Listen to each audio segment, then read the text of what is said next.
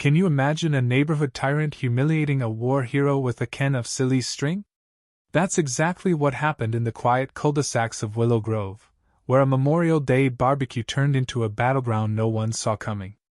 I still get chills thinking about its stunned faces, the neon mess, and the way one woman's ego unraveled a whole community. I'm Mike Carter, a web designer who moved to Willow Grove 6 months ago, chasing a peaceful spot with fast Wi-Fi and room for my home office. The place seemed perfect: manicured lawns, a sparkling community pool, kids riding bikes until dusk. Sure, the HOA fees stung, but the perks felt worth it. What the realtor didn't mention: the HOA was practically a monarchy, ruled by Lisa Bennett, a 50-something former realtor who treated our neighborhood like her personal fiefdom. With her perfectly highlighted hair and designer cardigans, Lisa had a knack for making you feel like your mailbox color was a federal offense. Then came Henry Sullivan, a 74-year-old Vietnam vet who settled into the tidy ranch house 2 doors down from me. Henry was the kind of neighbor you dream of: quiet, polite, and fiercely independent despite his motorized wheelchair. Every morning, he'd raise the American flag and his Army Service flag with the precision of a drill sergeant. We'd chat sometimes while I watered my lawn, him sharing stories about his 3 tours, his grandkids, or his late wife, Eleanor. The guy was a walking history book, and the neighborhood adored him. Mrs. Nguyen from across the street brought him homemade pho, and the Lopez kids helped with his groceries. Everyone welcomed Henry, everyone except Lisa. It started at an HOA meeting in the community center. Henry rolled in a bit late, apologizing softly as he found a spot in the back. Lisa, mid-rant about curb appeal, froze, her bob swinging as she shot him a look sharp enough to cut glass. As I was saying, she snapped, property values depend on a uniform aesthetic.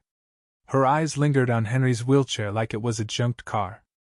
After the meeting, I overheard her muttering to her loyal sidekicks, her bored minions, about unsightly medical equipment, lowering the neighborhood's tone. I brushed it off. Lisa had opinions on everything, from hedge heights to acceptable porch decor. But that was just the beginning. Things got uglier one Tuesday afternoon. I was coding on my porch when I saw Lisa strutting up Henry's driveway, clipboard in hand, like she was about to audit his soul. Henry was tending his drought-friendly garden, another sore spot for Lisa, who insisted on water-guzzling lawns despite our state's dry spells. Mr. Sullivan, she barked, loud enough for the whole street to hear. I've had complaints about your equipment being visible from the street. Bylaw 7.3 requires personal items to be stored out of sight. Henry blinked up at her, puzzled. You mean my wheelchair, ma'am? Lisa's smile was pure condescension. I mean the rules every resident agrees to follow. Your mobility device belongs inside when not in use. I nearly dropped my laptop. Henry's wheelchair wasn't some tacky lawn chair, it was how he got around. Before I could jump in, Henry spoke, calm but steely. With all due respect, Ms. Bennett, this isn't patio furniture. I need my chair. And the Americans with Disabilities Act says you can't penalize me for it. Lisa's face turned beet red. Perhaps you'd be happier in a neighborhood better suited to your situation. She spat, then stormed off. I was floored. Who talks like that to a vet? From there, Lisa's vendetta went into overdrive. She slapped violation notices on Henry's door for nonsense. His Service flags were excessive displays. His wheelchair ramp was an unauthorized modification. Even his potted succulents were aesthetic obstructions. Each notice threatened fines, and each was more absurd than the last. I started snapping photos of them, keeping a log of Lisa's antics. Other neighbors did too, texting and emailing to make sure Henry wasn't alone when Lisa came sniffing around. But you could see it wearing him down. His warm smile faded. He stopped raising his flags as often. One evening, as we sat on his porch, he sighed. I didn't survive 3 tours to be bullied in my own home, Mike. But I'm too old for petty wars. His words hit hard. Henry had fought for our country, nobody deserved peace more than him.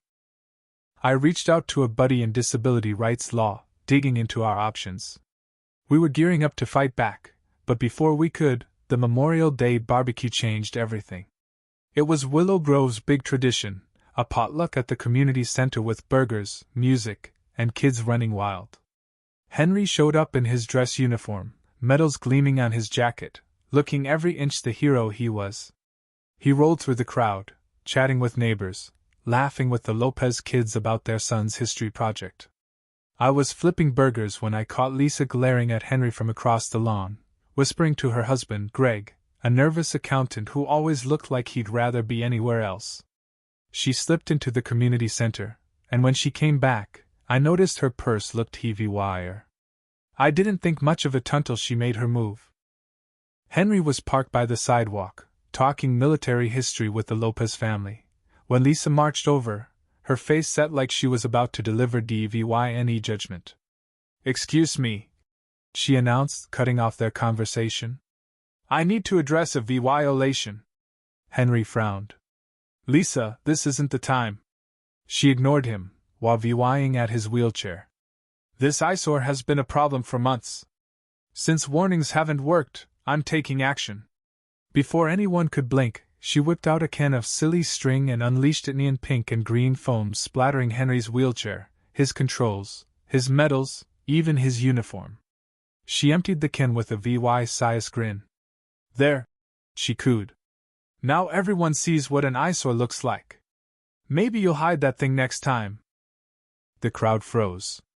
Kids stopped playing. Even the music seemed to hush. Henry sat still, his face a mask of dignity despite the fluorescent mess dripping from his chair. Then, slowly, he wheeled away, silly string trailing behind him like a cruel parade. That's when 12-year-old Mia Lopez held up her phone. "I got it all," she said, her voice cutting through the silence. "Every second." Lisa's smirk vanished. She glanced around, realizing dozens of neighbors had seen her and Mia's camera hadn't missed a thing. She dropped the can and bolted to her car, Greg scurrying after her like a whipped dog. The neighborhood exploded into action.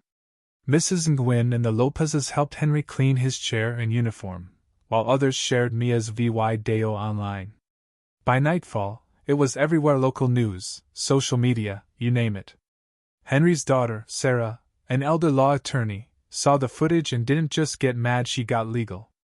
She filed for a restraining order and reported Lisa for harassment, elder abuse, and disability rights violations.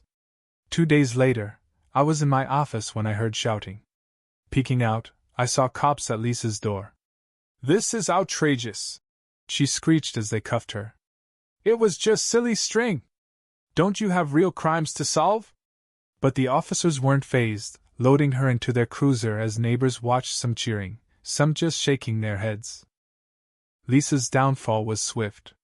The video, plus our documented history of her harassment, made her case a slam dunk. At her hearing, the judge didn't hold back. "Ms. Bennett, your targeted abuse of a decorated veteran is despicable. This court won't tolerate it."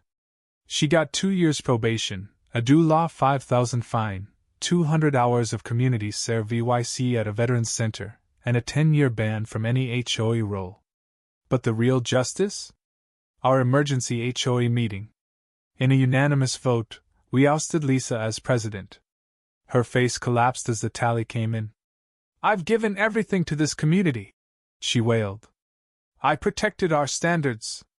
Mrs. Nguyen, our new interim president, stood up. "A community is people, Lisa, not just property. And people like Henry deserve respect."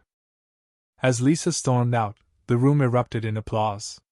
Henry's back raising his flags every morning, and Willow Grove feels like home again.